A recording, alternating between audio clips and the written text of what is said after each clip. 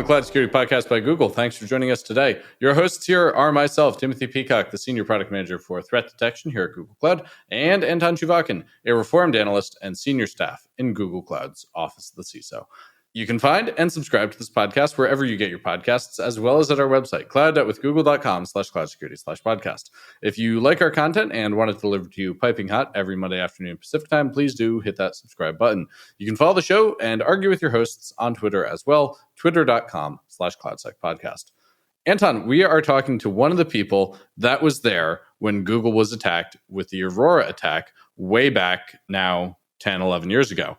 That's pretty freaking special, isn't it? It is. And moreover, Mike has, shared some of the details both in the Hack and Google video series and on our episode that to me are kind of interesting. Okay, understatement of the year prize, interesting. But they're interesting as in he was there dealing with stuff for the incident that kind of changed maybe not the fate of the planet, but it had a massive scale, society-wide. Yes. I kind of joked that it's planet-wide. It is. It's kind of a big deal. Yeah. It was a big deal. Hey, what's the Hacking Google video series? Oh, this is the interesting thing that got launched earlier this month. Yeah. That has video interviews with a whole bunch of Googlers dealing with security. It's almost like any description. Well, no description would do it justice. You really need to watch them. They're not that long, but fun. So people can find those on YouTube and learn more there, yeah? Exactly. Awesome. Well, listeners, I really recommend that you check out the Hacking Google video series. It's a pretty special look at how Google keeps people's data safe. With that, let's turn it over to today's guest, who helps keep everybody's data safe here at Google. Delighted to introduce today's guest, Mike Sino, Security Engineering Director for Detection and Response here at Google Cloud, or Google overall, really. You were recently featured in our Hacking Google videos. We're really excited about these. Awesome content. Could you share a bit about this effort and the role you played in it? Sure, Tim. Thank you and Anton for asking me to join as well. So I started life at Google as a systems administrator and specialized in Active Directory. Wow. Oh, no. Did you just say Active Directory on the air? At Google? I did say Active Directory. Yes. This was a long time ago in a galaxy far, far away. So I was one of the domain admins for the AD. And ironically, about 6 months before the incident started, we had just completed renaming the entire Active Directory domain, which at the time I think had been the largest random ever. So I was sitting on my couch and I got a ping from one of the security engineers saying, hey, I need domain admin for the duration of the security incident. And my first question was, what incident? And they said, oh, you don't know yet. Can you join this call? So I joined the call and, they started asking a bunch of Windows questions and then finally decided, can you just come out here? Wow. So I hopped on the plane, literally first flight out of Newark the next day because I'm based out of New York. And from that point, it's a big blur. But a lot of the kind of early work we did was reconfiguring the domain, implementing additional security controls, making decisions on who had access, who didn't. Most of your Windowsy stuff that everybody kind of cringes at now these days. But as it progressed, it turned into more smart hands because I wasn't a security engineer at that time. I was just not just a systems administrator, but I was a systems admin. So it went from ripping hard drives out of machines all over campus, which I do kind of talk about Which is totally a security capability. Yeah. And I talk about it pretty much in depth in the video as well. But driving around campus just in the middle of the night, pulling hard drives, and then up to and including deploying the first kind of binary allow listing software on the infrastructure. Because we realized that, there was software out there we weren't sure about. So Sergey, Heather, and a number of people made the call to start pushing it to certain sites so we could lock down the machines. Which ironically, once I got home a couple weeks later, we were going through year-end close and I had to reverse some of it because there was an issue with CIFS and it almost broke year-end close. So it was just a whole funny chain of events almost. But yeah, it was a lot of different tasks, mostly related to Windows, but then just kind of things as they came up. We were grabbing everyone we could for help. So it was us, it was field techs. Obviously, Tim was there because Tim was also on the Windows team with me. Him and I were partners in crime in Windows and Active Directory. Wow. Yeah. So it was a very, very, very interesting 4 to 5 weeks of work just during the incident and all the follow-up work that came along with it. And this was 2000 2010, not 2009, right? No, it's 2009 into 2010. 2009, yeah, it is December. Yeah. Because I left home in 2009 and I got home in 2010. Oh, no. So it was over Christmas. It was over Christmas. And I remember having to call my daughters and be like, okay, Santa's coming via FedEx this year. And I shipped all of their gifts from Mountain View to their mom's house so that, they had gifts from dad and everything else, and called them on Christmas and all of that. But it was it was several weeks. And like I said, it was a blur. Like thinking back on it, every time I think about it, I remember something new, because it was also, 12 years ago. A long time now. Yeah. But it's a kind of one of those incidents it has a planet scale impact. Maybe Google aggrandizing a little bit, but the incident had kind of a planetary impact. Yes. I'm not overinflating it. It had technical impact. It had geopolitical impact. It has just political impact. You were involved with something that kind of changed the planet a little bit. Yeah, especially within Google too. It was a very defining moment for us. Yes. Right? It was almost the end of innocence in a way. Not that we didn't have a well-defined security apparatus beforehand, but it was definitely an end of kind of almost a naivety in how we approach this, what our threats really were. So yeah, it had global impact, it had very local impact, but globally, it spurred the discussion. I think Secretary Clinton at that point had brought it up in one of her talks. Like there were ripple effects felt throughout the world, because it wasn't just Google that was affected as well. It was a number of companies. I was a political science student in university at the time. We talked about it in class as a political event at that level. Yeah. Yeah, no, that's just we should probably all reflect about it for a second, because this is not just hey, I had this complicated IR engagement back in 2010. No, this was definitely not that. This was much more than that. And I think it woke everybody up in many cases across the industry to what was possible. Up until then, I think there was a lot of theoreticals, things you heard about. There's definitely things that happened before that. But this was probably one of the most well-publicized, well-documented, and well-known cases of this large of a breach. So to start switching gears to modern times, I just wanted to ask, you're dealing with other types of issues nowadays. And I hear that insider threat is back in the news, at least in some regards. So what's your current role in detection and response? And does it touch on insiders, and in what way? Sure, it absolutely does touch on insiders. I lead our insider threat detection organization. So we are the ones who detect and respond to insider events at Google, right? So we're looking for access abuse, exfiltration of data across all of Google, really Alphabet in many cases, because we also engage with the member companies, so the bets.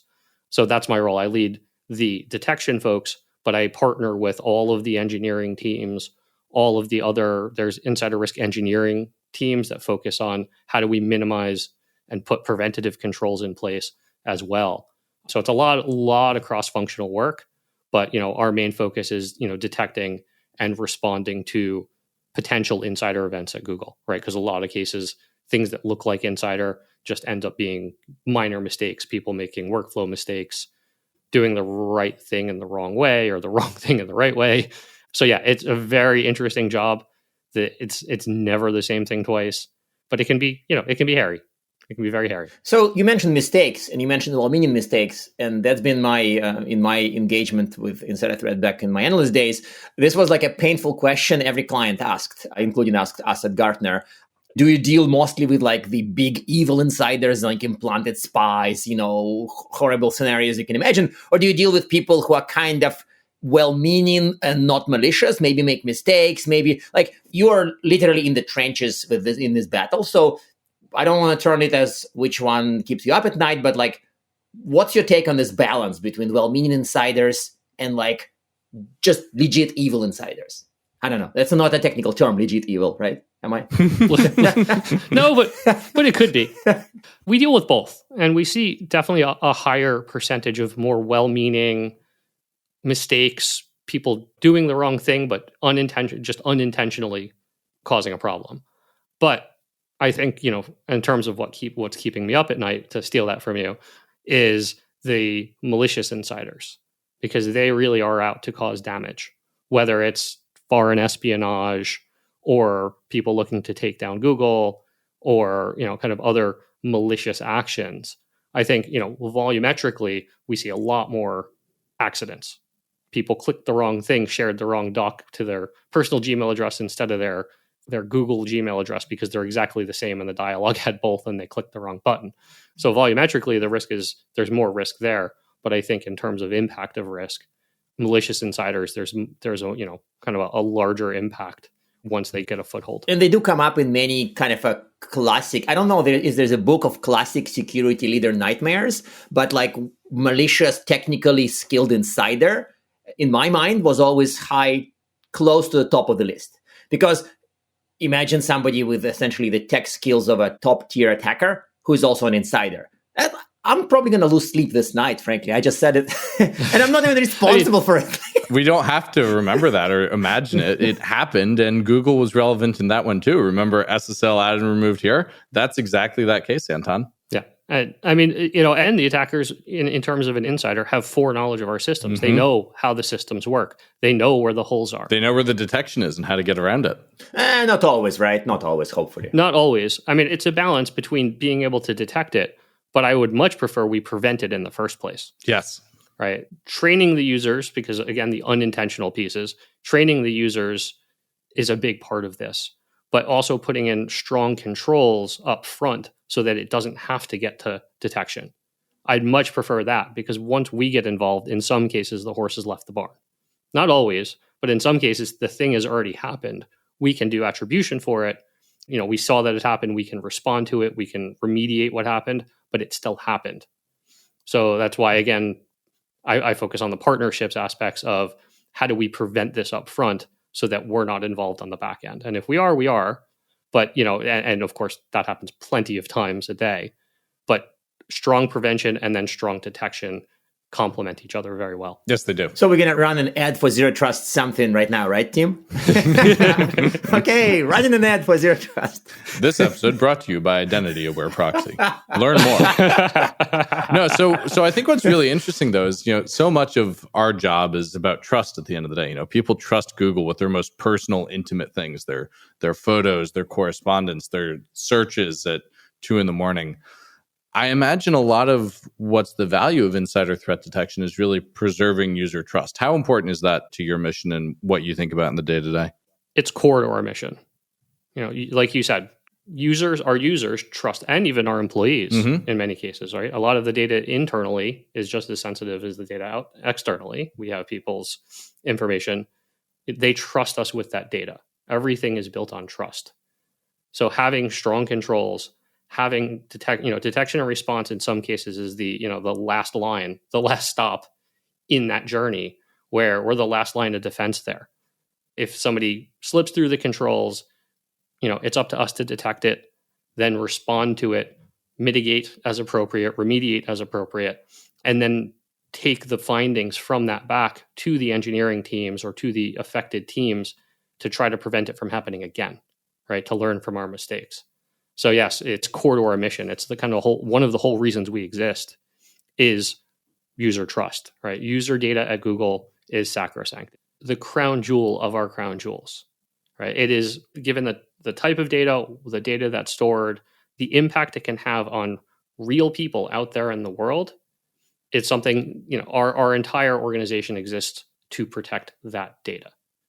Intellectual property, obviously, is another aspect of this.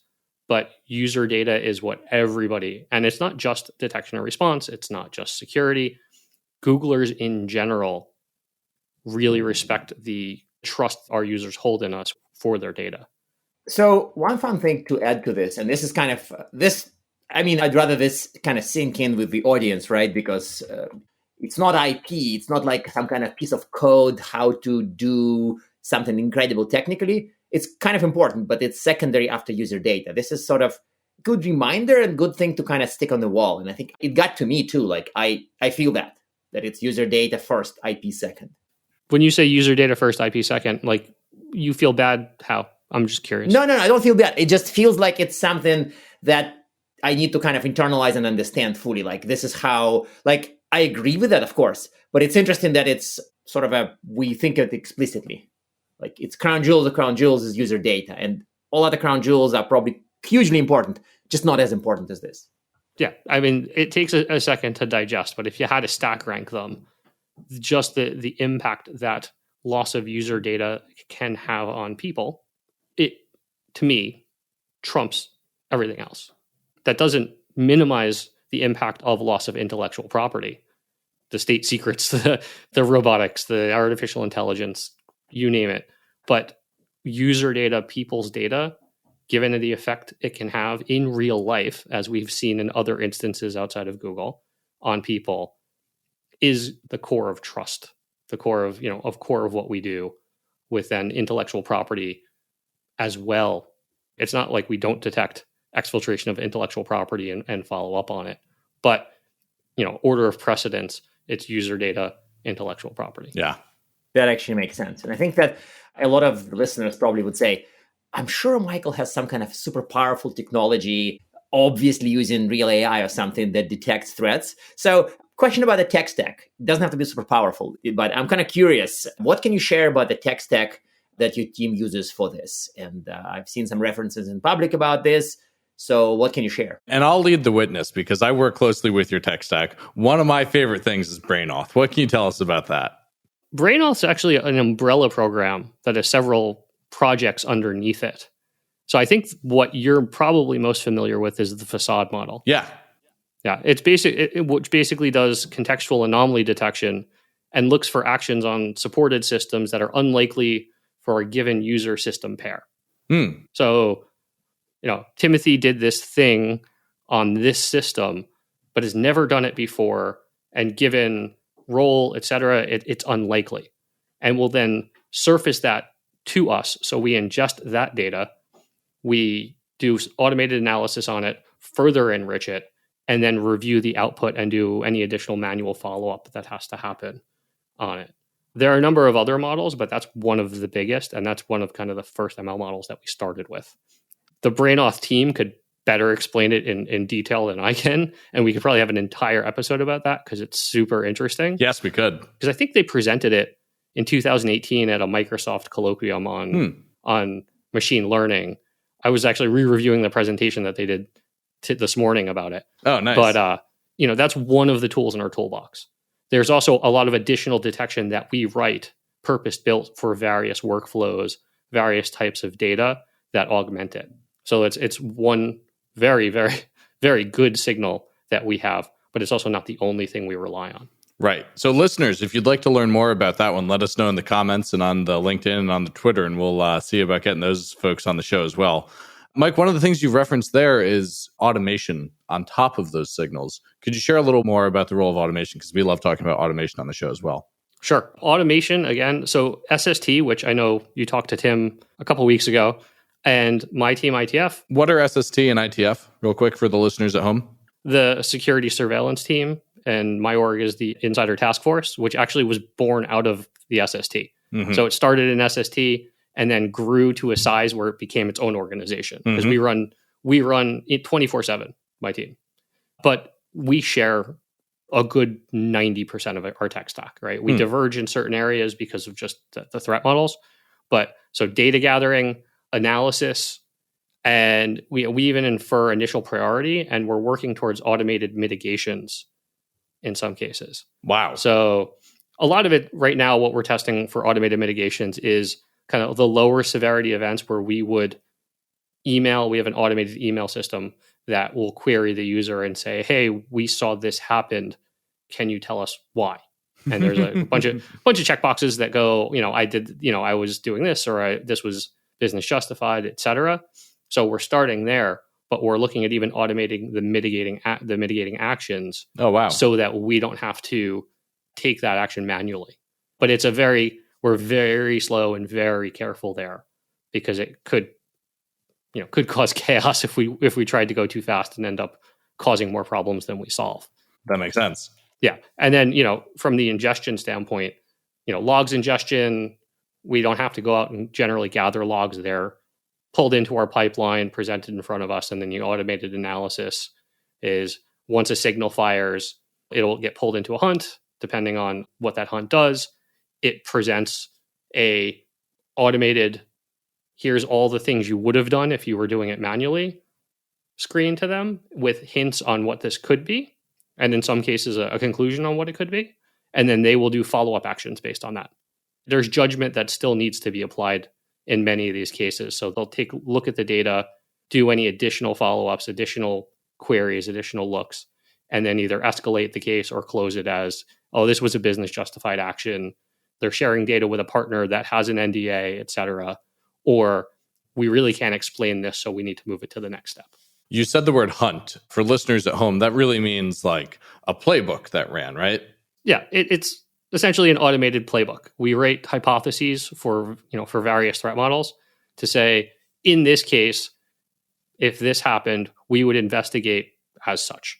And it steps through that automatically and then presents an analyst with almost a fully formed set of data rather than them having to go out and pull the data manually, where it would take much, much longer and probably get really tedious for them. Whereas now they can look at it and only pull any additional data they need to support what they're seeing. And that's one of the things I love about that is exactly that tedious. It's a total TDM reducer or toil reducer, which is huge. And it helps eliminate analyst fatigue as well. Mm-hmm. Yeah. So they know what to expect. They know what they're going to get. And in some ways, the repetition helps because they know what patterns to look for within the tickets. It's a two-sided coin there because we need to be careful of the same thing from a fatigue standpoint, that they're not just looking there, that people are applying some critical thinking as well to say, but there's this thing and it's kind of strange. What happened here? But I'll notice, by the way, it's a good pointer to the audience, is that some of the automation is what you'd expect in a normal outside threat-facing team, like a classic SOC model, but some of them are very different. And so this is kind of a useful reminder to everybody that just saying, hey, we automate, and they point at some random playbook in a SOAR, like it may not be the automation you need for some of the insider issues. This is not just classic SOAR playbooks. A lot of this is kind of engagement with a human type automation. Yes. Yeah. So we're running close to time, and we have the classic final question, namely, well, it's kind of a split into two. Any recommended reading on the topic, and one tip to improve insider threat programs? Sure. I have a bunch of recommended reading. And from a tip to improve insider programs, I actually have three, but I'll start with the highest order. Take three. Okay, three. Number one is don't try to boil the ocean, especially for insider programs that are just getting off the ground. Pick your biggest risk items, start there, and that can vary based on the company or the industry they're in. And if you don't have a risk register, now is the time to start building one, because you need to look at your risk and stack rank and say, where are we going to expend our resources to start looking, detecting, preventing insider risk. So number two is building partnerships across your organization. From an insider risk standpoint, legal and HR are very obvious ones.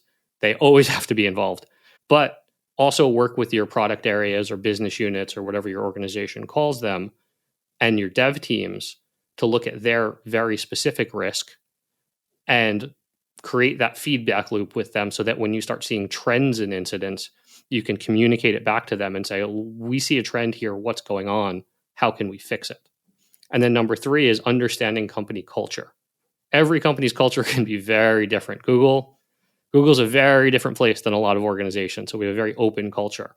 So understanding how to fit your insider program in with company culture is extremely important for acceptance of the insider risk aspects, and also knowing what controls you should implement, what type of detection strategies you should implement, et cetera.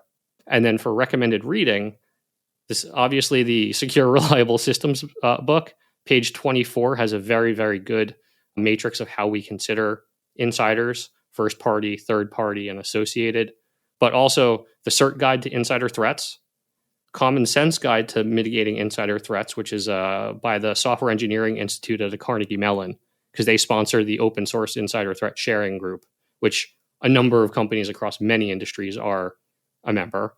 There's another book called Insider Threats from Cornell. So it's the Cornell Studies in Security Affairs. And then from the IP perspective, there's a good report by the NCSC called Foreign Espionage in Cyberspace that breaks out a lot of the critical technologies, what foreign actors would be looking for insiders to take, et cetera. I actually have links to them, so I'll send them all to you. But yeah, I could go on this subject for quite a while, but that's my top 5. Well, Mike, thank you so much for joining us today. Listeners, check out the Hacking Google video series on YouTube, and we look forward to seeing you again soon, Mike. Thank you. Look forward to seeing you too. And now we are at time. Thank you very much for listening and, of course, for subscribing. You can find this podcast at Google Podcasts, Apple Podcasts, Spotify, or wherever else you get your podcasts. Also, you can find us at our website, cloud.withgoogle.com/cloudsecurity/podcast. Please subscribe so that you don't miss episodes. You can follow us on Twitter, twitter.com/cloudsecpodcast. Your hosts are also on Twitter at Anton_Chuvakian and _Team Pico. Tweet at us, email us, argue with us, and if you like or hate what we hear, we can invite you to the next episode. See you on the next Cloud Security Podcast episode.